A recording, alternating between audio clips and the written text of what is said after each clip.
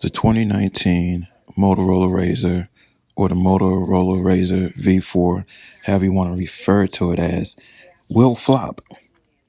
And it's going to flop because of the price point. The people that are willing to pay $1,500 for a phone probably probably already have a Samsung or an Apple device, iPhone, if you will. And the thing is, for those people, this would be a nostalgia play slash secondary device play.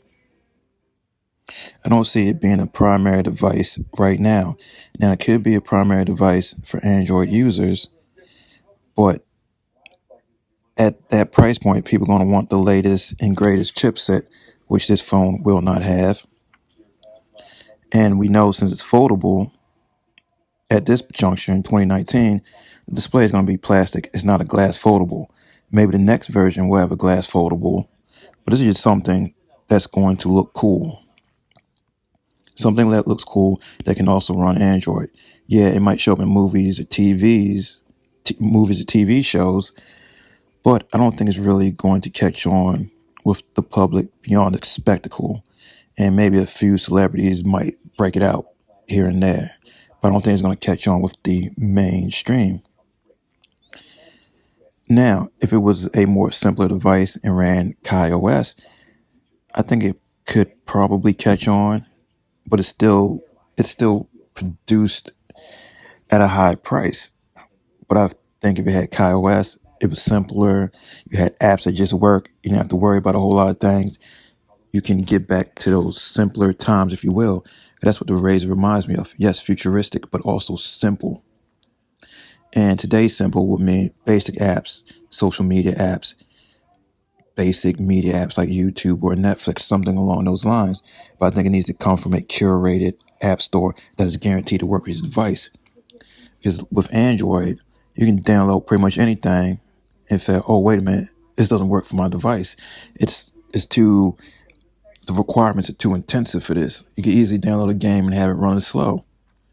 And I think Motorola needs its own app store for this Razr to say, "Hey, these apps are going to work with your phone. These games are going to work with your phone in a good way where they can oversee it and make my phone experience more simple and protect me from certain malware."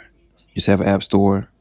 And even though I know it's Android, I can silo things or even get the Google apps, but give me your app store with the basic apps guaranteed to work, and then that makes it simple for me.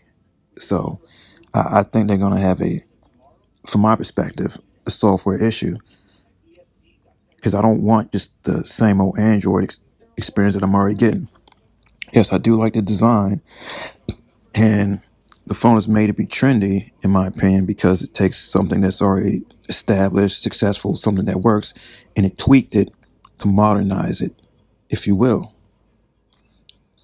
But with that being said, the price point isn't going to match up, and I don't think they can produce it at a cheaper price point at this time. This is more for the techies, people that just want to be fashionable, but I'm not even sure how much they're really going to use this device. I think the next iteration will probably be better if they can reduce the price point, especially if they're going to keep going with this plastic and hopefully get to a point where they can use glass for the screen. And that'll sell more devices. But I also want it to be a simpler operating system where the app stores just, hey, you get this, and that. It's been curated, guaranteed to work with your phone. That's my take. Iceberg Jim out. Deuces.